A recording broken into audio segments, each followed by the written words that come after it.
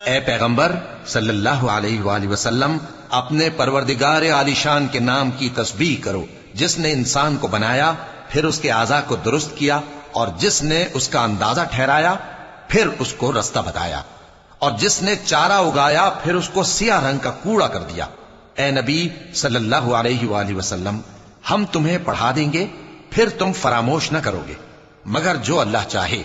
وہ کھلی بات کو بھی جانتا ہے اور چھپی کو بھی، اور ہم تم کو آسان طریقے کی توفیق دیں گے، سو جہاں تک نصیحت کے نافع ہونے کی امید ہو نصیحت کرتے رہو۔ جو خوف رکھتا ہے وہ تو نصیحت حاصل کرے گا، اور بے خوف بدبخت اس سے کترائے گا۔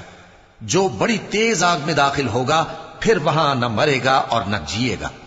بے شک وہ مراد کو پہنچ گیا جو پاک ہوا، اور اپنے پروردگار کا نام لیتا رہا اور نماز پڑھتا رہا۔